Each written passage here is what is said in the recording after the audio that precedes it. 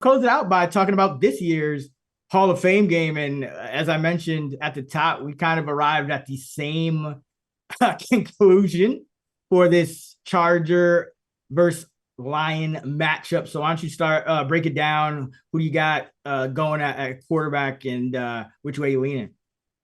Yeah, so again, I like to think of it in quarters and halves. This year, it's basically two different halves. The first half, the Chargers will be playing Trey Lance the entire first half. And Detroit, I'm assuming, Hendon Hooker will play the first half. And then the second half will be, Trey Lance is supposed to play the first drive or so to open the second half. And then it'll be DJU, who had an interesting college career, will play mop up duty and close it out, whereas Detroit will be playing Kyle Allen in the second half. And it's notable that the Lions, they're just not playing any starters or rookies. Whereas, the Chargers, they're apparently playing the rookies, maybe a drive or two. So we're going to see some Amarian Hampton, Trey Harris, but also on the defensive side, we'll have Jamari Caldwell and Kyle Kennard playing. I think that's going to be a sneaky edge for the Chargers in the first half, especially those two defensive players because Hooker last year took on a ton of sacks. What a sentence! Holy shit! But I think Kennard, I think Kennard can get to him in the first half. If they had a sack prop, I would take Kennard over a half sack. I'd bet it down to like, plus 150. But I think the Chargers defense should be able to contain Hooker. So again, I think the Chargers have a slight edge here in the first half. So you and I, we were both on, the Chargers first half. I think if you can get them plus a half, anything better than minus 20, I would say. I would do that instead of the money line because a lot of these games are low scoring. So just getting a half point there, where you cash if the first half ties, I think is worth it. And then the second half, I think, I'll be looking for the under there. I'll kind of just have to see how the game's going, but I think the second half will be very low scoring, so I'll be looking for the under. It's probably going to be in that no man's land range of 15 and a half, 16 and a half, but I think the second half play for me would be, lean towards the under.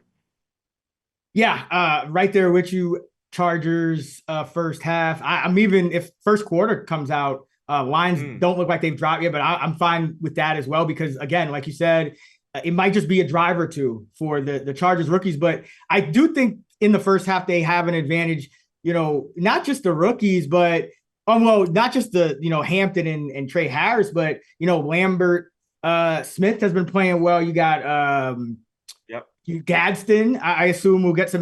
Maybe all the tight ends. So you might even get like Disley. I think like all their tight ends played even when other guys sat last year too, and you kind of got this three-way rotation that has to sort itself out. So you might get like veterans and Gadsden at tight end, and then you also have some of the backups that are pretty good in their own right. Like a guy like Darius Davis is probably going to play a decent part of the first half. He's very explosive and at return man, gadget guy, and those are the type of guys that tend to make a difference in preseason. And of course Trey Lance is explosive in his own right, and you're gonna get Zion Johnson at center for a few drives, I think too. And I know he's kind of been looked at as disappointing, but he's still a guy who started all but two games over his 3-year career since getting drafted for the Chargers, including all 17 last year. So that's a starting caliber lineman right in the middle. So yeah, a lot of edges for the Chargers in the first half, and then it just all deteriorates when DJU comes in the game.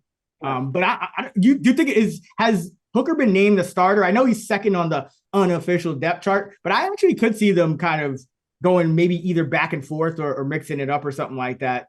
I'm not sure, like 100%. I It's don't think, Hooker. yeah, I don't think Campbell has like said it like, Harbaugh basically laid out the whole plan. Yeah, I don't think Campbell has said. I would just assume it's yeah. Hooker first half, Allen second half. But that's one of those things where even if they switch it, it's not going to really change my cap at all. I think, yeah, it really wouldn't matter. But yeah, there are some times where coaches they just alternate quarterbacks by drive. I think we've seen the Titans do that, which is interesting. But I think in this case, they're pretty similar in terms of value against the spread. Where I don't think it would matter. I just think the fact that again the Chargers are actually playing the rookies in the first half, I think gives them the slight edge here. Yeah, I went back and I looked at all of Hooker's drives, in the preseason last year, then all of Allen's over the past 3 years. And they've both come out to, like, if they played a whole game, their team would be around right somewhere in that 16-point range. Like I think like maybe like 15.9 for Hooker and like 17.2. And this is just based on their preseason performance. So, this is not like anything too kind of crazy with regression or anything, but yeah, that like I don't think there's a big deal. But Allen, I think I would rather Hooker start for that Chargers bet just because he is a guy that really wasn't throwing deep. I think he only had one deep pass in all of his preseason action, over the last year, and then Campbell, I caught him quoted as saying something like, I just want him to like take what the defense gives and dump it down to the back. And Right. so it sounds like he's just going to do that again. Whereas Kyle Allen actually in the preseason gets a little frisky. like he might let a couple go down the field. So I think I would prefer Hooker. You might see longer drives. And also Hooker is just, he tends to let a lot of pressure and there's a lot of sacks and he'll scramble out of it, but not necessarily averaging like a ton of yards either. So, and then he gets hit a lot. So, more fumbles. So yeah, I hope Hooker starts and plays the whole first half, but yeah, I don't know if it's guaranteed yet, but either way, it's Chargers first quarter, Chargers first half.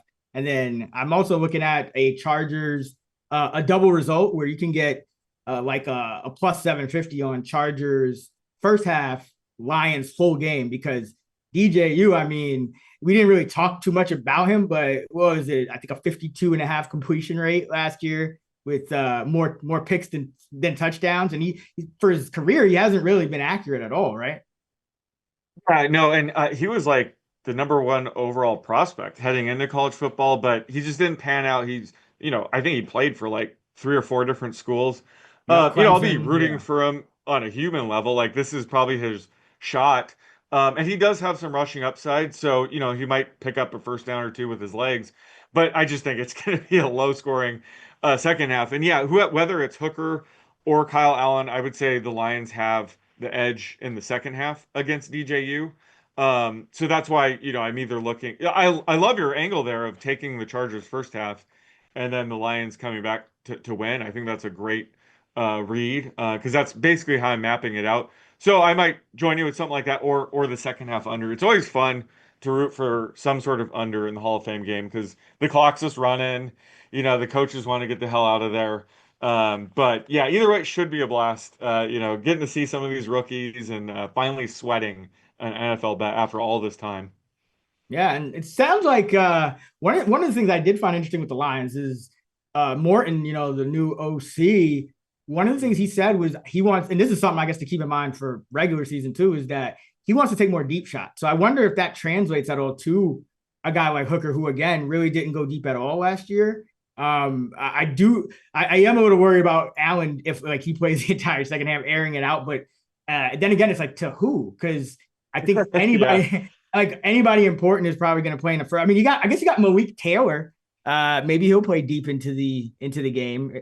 But I think the Chargers offensively have more depth, even at the running back position. I know the Lions have Sailors and Vaki's been banged up. Maybe out, so we'll see if he goes.